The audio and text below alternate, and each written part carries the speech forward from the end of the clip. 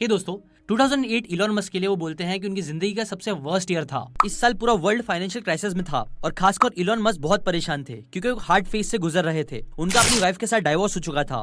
उनकी दोनों कंपनीज जिसमें उन्होंने बहुत पैसे इन्वेस्ट किए थे, स्पेसएक्स और टेस्ला, दोनों बैंकरप्ट होने वाली थी। फाइनेंशियल क्राइसिस की वजह से कोई उनकी कंपनी में और इन्वेस्ट नहीं कर रहा था। इलॉन मस्क के पास उस टाइम पे बस 30 से 40 मिलियन डॉलर्स बचे हुए थे और उनके पास एक बहुत बड़ा डिसीजन था सामने। डिसीजन ये लेना था कि ये बाकी बचे सारे पैसे उन्हें कहाँ लगाने हैं, कौन सी कंपनी में लगाने हैं। दोनों कंपनीज उनके लिए बहुत इंपॉर्टेंट थी, उनके बच्चे जैसी थी और नॉर्मल इजी ऑप्शन यही था कि वो सारे पैसे किसी एक कंपनी में लगा दे, क्योंकि दोनों कंपनी में अगर वो पैसे लगा देते तो ये बहुत ज्यादा रिस्की था और कोई एक कंपनी में वो पैसे लगाते तो उस कंपनी के सर्वाइव होने के चांसेस बहुत ज्यादा बढ़ जाते। इसलिए उनके पास एक बहुत ही हार्ड डिसीजन था सामने लेने के लिए। बट उन्होंने क्या किया, उन्होंने अपने पैसे को स्प्लिट करा और दोनों कंपनीज में इन्वेस्ट कर दिए, अपने सारे के सारे पैसे। जिसके बाद उनके पास कोई पैसे नहीं बचे थे, उनके पास कोई घर नहीं बचा था, कोई भी ऐसी चीज नहीं बची थी जिससे वो सिक्योर फील कर सकते थे।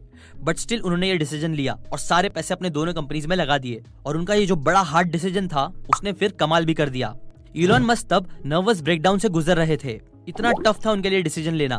बट इसके बाद चीजें अच्छे होने लगी। अपने बचे हुए पैसों से जैसे तैसे करके उन्होंने 3 महीने तक अपनी दोनों कंपनी को सरवाइव कराया। बट फिर उसके बाद नासा ने स्पेसएक्स के साथ एक 1.6 बिलियन डॉलर्स का कॉन्ट्रैक्ट साइन करा और एक जर्मन ऑटोमेकर डायलमर, जो कि बहुत फेमस है, उन्होंने टेस्ला में 50 मिलियन डॉलर्स इन्वेस्ट किए, जिसकी वजह से आज भी ये दोनों कंपनीज सर्वाइव कर पा रही है और अपना नाम कर पा रही है दुनिया भर में। देखो दोस्तों, मेंटली स्ट्रांग जो लोग होते हैं वो लोग कभी भी हार्ड कॉल लेने से डरते नहीं है, हार्ड डिसीजन लेने से डरते नहीं है। जहाँ ज्यादातर लोग हमेशा बस आसान रास्ता चूज करते हैं, एजुकेशन, नॉर्मल जॉब और बिजनेस नहीं करना बिकॉज वो डिफिकल्ट है, वही मेंटली टफ लोग स्ट्रॉन्ग डिसीजंस लेते हैं। वो लोग एवरेज लोगों की तरह बस दिन भर मोबाइल पे टाइम पास नहीं करते, फालतू गंदे वीडियोस नहीं देखते रहते, बल्कि वो लोग अपने गोल्स पे काम करते हैं टफ डिसीजन लेके। वो इजी चीजों के पास नहीं भागते, बल्कि वो लोग हार्ड चीजों की तरफ बढ़ते हैं, जो चीज उन्हें मेंटली टफ बनाता है और बहुत सक्सेसफुल भी। इसलिए ये पहली हैबिट है जो आपके अंदर होनी चाहिए।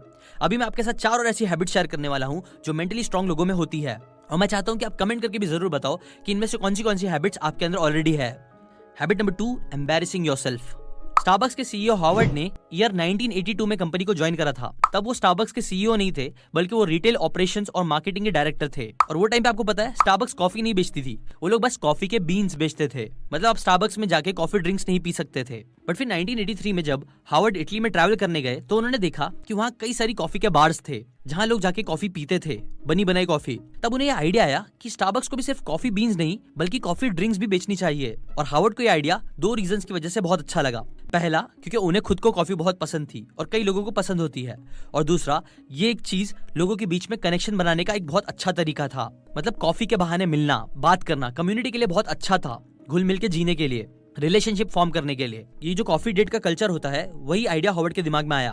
और ये सारी चीजें सोचकर हावर्ड बहुत एक्साइटेड थे और वो वापस अमेरिका आए। उन्हें लगा कि आइडिया कंपनी की बाकी टीम मेंबर्स को भी बहुत पसंद आएगा, पर ऐसा हुआ नहीं। स्टारबक्स के जो क्रिएटर थे जेव सिगल, उन्होंने एकदम से इस आइडिया को रिजेक्ट कर दिया, ये कहते हुए कि वो बीन्स बिजनेस में है और ये सारी चीजें हमारे लिए नहीं है। इनफैक्ट उनके आइडिया को सबने एम्बैरेसिंगली बहुत रिजेक्ट कर दिया। बट फिर भी हावर्ड की हाई पोजीशन के होने की वजह से हावर्ड को अलाउ करा गया कि वो सिएटल में जो न्यू स्टारबक्स स्टोर खुल रही है वहां पे एक कॉफी बार ओपन करके देख सकते हैं, जो उन्होंने फिर किया और वो बहुत सक्सेसफुल हुआ। हर दिन वहां पे 100 से भी ज्यादा कस्टमर्स आने लगे और वहीं कॉफी हाउस के कल्चर की शुरुआत हुई। पर अगेन स्टारबक्स के जो ओरिजिनल फाउंडर्स थे उनको इस आइडिया को और बड़ा नहीं करना था, जिस वजह से ही बहुत ज्यादा डिसअपॉइंट होके हावर्ड ने 1985 में स्टारबक्स से रिजाइन कर दिया और उन्होंने अपनी खुद की कॉफी बार चेन खोली, जिसका नाम रखा उन्होंने, अगर मैं सही से बोल रहा हूं तो, जियोरनाल, जो बहुत ही इंस्टेंटली बहुत सक्सेसफुल हो गया। और फिर सिर्फ 2 साल बाद कुछ इन्वेस्टर्स के साथ मिलकर उन्होंने स्टारबक्स को ही बाय कर लिया और उसे अपनी कंपनी के साथ मर्ज करके स्टारबक्स कॉफी हाउस एस्टेब्लिश करा, जो आज भी दुनिया की सबसे बड़ी कॉफी हाउस चेन में से एक है। देखो, हावर्ड की सक्सेस का रीजन ये था कि उन्हें चाहे कोई कितना भी एम्बैरेस कर ले, उनके आइडियाज का मजाक उड़ा ले, उन्हें स्टूपिड कहे, फिर भी इन सारी चीजों से उन्हें फर्क नहीं पड़ा।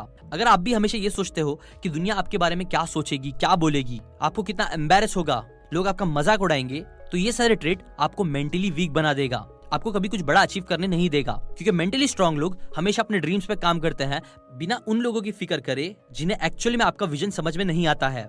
सो हैबिट नंबर 2 यही है कि अगर आप लोग क्या कहेंगे ये सारी चीजों के बारे में ज्यादा सोचते नहीं हो, अपने ड्रीम से विजन पे काम करते हो बिना लोगों की फिक्र करे, तो ये चीज आपको मेंटली स्ट्रांग बनाएगी। और अगर आप फिक्र करते हो तो ये चीज आपको मेंटली वीक बनाएगी, जो आदत आपके अंदर नहीं होनी चाहिए। Habit number 3, owning nothing. Seinfeld, जो कि 90s के टाइम पे अमेरिका में बहुत पॉपुलर था, इनफैक्ट आज भी जिसे one of the most successful sitcom माना जाता है। कुछ साल पहले ही इसके शो के जो लीड स्टार थे और क्रिएटर थे जेरी सेनफील्ड को, उन्हें एक न्यू शो का आइडिया आया जहां वो कार में किसी गेस्ट के साथ कॉफी के लिए राइड पर जाएंगे और पूरी कन्वर्सेशन और एक्सपीरियंस को फिल्म करेंगे, मतलब वीडियो बनाएंगे उसका। उन्हें लगा कि ये बहुत ही अमेजिंग आइडिया है, जिसके बाद उन्होंने इस आइडिया को कई सारे लोगों को पिच करा, पर हर किसी ने उनके इस आइडिया को रिजेक्ट कर दिया। जेरी साइनफील्ड सच अमेरिका के बहुत फेमस आदमी हैं, जिन्होंने एक सुपर डुपर हिट शो दिया था जिसे लिटरली हर कोई अमेरिकन देखता था, पर फिर भी उनकी इस सक्सेस से उन्होंने अपने आप को खुद एंटाइटल्ड नहीं करा। उन्होंने कभी नहीं सोचा कि उनके नाम की वजह से ही लोग उनके शो को अप्रूव कर देंगे। इस चीज को उन्होंने ईगो पे नहीं लिया कि लोग मेरा आइडिया को ऐसे टर्न डाउन कैसे कर रहे हैं, नहीं, बल्कि वो हार मानने के बजाय कंटिन्यूअसली मेहनत करते रहे और फाइनली एक प्लेटफॉर्म ने उनके इस आइडिया पर एक शो बना ही दिया, जिसका नाम था कॉमेडियंस इन कार गेटिंग कॉफी। ये शो भी धीरे धीरे बहुत ही सक्सेसफुल हुआ, जिसकी सक्सेस को देखते हुए नेटफ्लिक्स ने इस शो को खरीद लिया। देखो दोस्तों, मेंटली टफ लोग जब भी कुछ करते हैं तो वो बदले में किसी भी चीज की उम्मीद नहीं करते। उन्हें पता है कि दुनिया में सब अपने बारे में ही सोचते हैं, तो किसी भी चीज के लिए किसी दूसरे पर डिपेंड रहना उनके लिए प्रॉब्लम बन सकता है। इसीलिए वो अपनी लाइफ की फुल रिस्पॉन्सिबिलिटी खुद अपने हाथों में रखते हैं। अगर उनके साथ कुछ भी बुरा होता है तो वो किसी को ब्लेम नहीं करते कि यार उसने मेरा आइडिया रिजेक्ट कर दिया इसीलिए मेरा कुछ नहीं हुआ, नहीं, बल्कि वो लोग हमेशा ट्राई करते रहते हैं और हमेशा वो एंटाइटल्ड फील नहीं करते हैं, जो आपको भी नहीं फील करना चाहिए। बिकॉज अगर आप एंटाइटल्ड फील करोगे कि यार लोगों को मेरी मदद करनी चाहिए बिकॉज मैं गरीब हूँ, या फिर लोगों को मेरी मदद करनी चाहिए बिकॉज मैं अमीर हूँ, या फिर मेरे पास बहुत पैसे हैं, अगर आप एंटाइटल्ड फील करोगे, आपका नाम क्या है, आपकी हैसियत क्या है, ये सारी चीजों से अगर आप अपने आप को एंटाइटल्ड रखोगे ना, तो ये चीज आपको कई बार मेंटली वीक बनाएगी। Habit number 4, doing difficult things first. Author James clerk जब अपने एमबीए कर रहे थे, जहां वो एक दिन अपनी मार्केटिंग क्लास में एक अच्छा कस्टमर एक्सपीरियंस बिल्ड करने के तरीके निकाल रहे थे, वहां पे जहां पे उनका गोल ये था कि एक डिसेंट सी सर्विस देकर भी कैसे कस्टमर्स को खुश करा जा सकता है।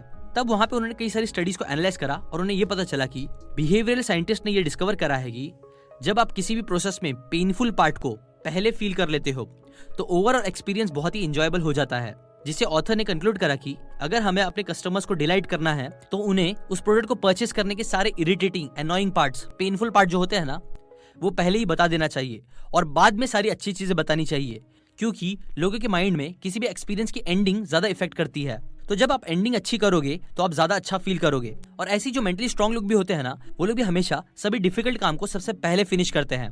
वो जानते हैं कि उनके ब्रेन के पास बहुत लिमिटेड एनर्जी है, लिमिटेड विल पावर है, और अगर वो प्लेजरेबल चीजों में अपनी एनर्जी शुरू में ही वेस्ट कर देंगे, खत्म कर देंगे, तो इंपॉर्टेंट कामों के लिए उनके पास उतनी एनर्जी शायद ना बचे। फॉर एग्जाम्पल, आपके लिए एक नॉर्मल डे है, आपके पास कई सारे काम है, उनमें से एक काम यह है कि आपको अपने दोस्त के साथ शॉपिंग करने जाना है, जो आपको शायद बहुत पसंद है, प्लस आपके पास 2-3 इरिटेटिंग काम भी है, मुश्किल काम भी है, बिल्स पे करना है, घर की साफ सफाई करनी है। तो अगर आप सोचते हो कि नहीं यार, पहले मैं जाता हूँ, एक काम करता हूँ, अच्छा वाला काम कर लेता हूँ, दोस्तों के साथ जाके शॉपिंग कर लेता हूँ, उसके बाद आके मैं घर साफ करूंगा और ये सारी चीजें करूंगा, तो इससे क्या होगा कि कई बार आपके लिए वो डिफिकल्ट काम करना बाद में बहुत मुश्किल हो जाएगा। प्लस आपका पूरा दिन आपको बर्बाद लगेगा अगर वो आप एंड में स्ट्रेसफुल चीजें करने जाओगे तो। लाइक सिमिलरली जो ब्रायन ट्रेसी अपनी बुक ईट दैट फ्रॉग में बोलते हैं कि अगर आपके पास एक मेंढक दिया जाए, एक अगली मेंढक जिसको आपको दिन में खाना ही खाना है, आपके पास कोई ऑप्शन नहीं है, आपको खाना ही पड़ेगा, वो मेंढक आप कब खाओगे? देखो, समझदारी यही है कि आप वो मेंढक को सुबह सुबह ही खा लो, ताकि आपको पूरा दिन आपका फ्री, स्ट्रेस फ्री मिले और आप इंजॉय कर सको अपने बाकी बचे दिन को। अगर आप ये सोचते रहोगे कि रात में करूंगा, तो आपको पूरा दिन स्ट्रेस आता ही रहेगा, स्ट्रेस कहीं ना कहीं दिमाग के पीछे रहेगा ही कि यार मुझे तो इतना बड़ा मेंढक खाना है बाद में। इसीलिए आपको हमेशा क्या करना चाहिए कि अपने डिफिकल्ट काम को पहले करना चाहिए। ये चीज आपको मेंटली और स्ट्रांग बनाएगी। लास्ट हैबिट है get an emotional trash can. 10 दिसंबर 1940 को वेस्ट ऑरेंज, न्यू जर्सी में एक बहुत बड़ा धमाका हुआ, जहां इन्वेंटर थॉमस एडिसन के प्लांट की 10 बिल्डिंग में बहुत ही भयानक आग लग गई ना। वहां पे उनके कई सालों के रिकॉर्ड्स, प्रोटोटाइप्स, सारी चीजें जल गई। जब थॉमस एडिसन के बेटे चार्ल्स एडिसन अपने घर की विंडो से अपने फादर की सालों की मेहनत जलते हुए देख रहे थे, तो वो अपने फादर के पास गए। तभी थॉमस एडिसन ने अपने बेटे से कहा कि जाओ अपनी माँ को बुला लाओ, अपनी सारी दोस्तों को बुला लाओ, और देखो आज तक किसी ने भी ऐसी आग जिंदगी में नहीं देखी होगी ना। ये चीज सुनकर तब चार्ल्स को बहुत शॉक लगा। वो अपने फादर से पूछने लगे कि डैडी, आपकी सालों की मेहनत, आपकी जिंदगी भर की मेहनत जल रही है, आप अभी भी इतने काम कैसे हो? तो इसके ऊपर थॉमस एडिसन बोलते हैं, it's all right, we have just got rid of a lot of rubbish. मतलब वो ऐसे देख रहे थे कि उनकी सारी गलतियां, उनके सारे फेलियर्स इस आग के साथ जल रहे थे। अब वो चाहते तो देखो वो रो सकते थे, बहुत गुस्सा कर सकते थे, क्विट कर सकते थे कि अब मुझे करना ही नहीं है, अपने आप को एक रूम में बंद करके डिप्रेशन में अपनी पूरी जिंदगी, बची हुई जिंदगी गुजार सकते थे, जैसा ज्यादातर लोग शायद करते भी। पर नहीं, थॉमस एडिसन ऐसे नहीं थे। उन्होंने स्माइल करते हुए अपने बेटे को कहा कि इस नज़ारे का मजा लो जो बहुत यूनिक है। नाउ इस इंसिडेंट के सर्वे करने के बाद पता चला कि इस पूरे इंसिडेंट से थॉमस एडिसन ने टोटल $1 मिलियन से भी ज्यादा का लॉस हुआ था उनका। ना उस टाइम पे $1 मिलियन यानी आज के हिसाब से समझो $23 मिलियन। ना इस हादसे के बाद थॉमस एडिसन न्यूयॉर्क टाइम्स के सामने आए और उन्होंने कहा कि देखो वैसे तो मैं 67 ईयर्स का हो चुका हूँ, पर मैं कल से ही ये सब जो मैंने खोया है उसे दोबारा बनाना स्टार्ट कर दूंगा। और ऐसा फिर उन्होंने किया भी। थॉमस एडिसन की पुराने प्लांट की आग अभी तक पूरी तरीके से बुझी भी नहीं थी और अगले ही दिन उन्होंने अपने पुराने एम्प्लॉयज के साथ मिलके न्यू प्लांट पर काम करना स्टार्ट कर दिया। और 3 हफ्ते बाद ही उन्होंने अपने दोस्त हेनरी फोर्ड से कुछ पैसे उधार लिए और अपने न्यू प्लांट पे काम स्टार्ट कर दिया, जहां उनके एम्प्लॉयज ने डबल शिफ्ट में काम करा और पहले से और भी बेटर रिजल्ट्स क्रिएट किए। जिसके 4 साल बाद ही ईयर 1918 में थॉमस एडिसन और उनकी टीम ने ऑलमोस्ट $10 मिलियन कमाए। देखो दोस्तों, ये एक और साइन है और बहुत पावरफुल साइन है मेंटली स्ट्रांग लोगों का। मेंटली स्ट्रांग लोग कभी भी अपने इमोशंस को अपने ऊपर हावी होने नहीं देते हैं।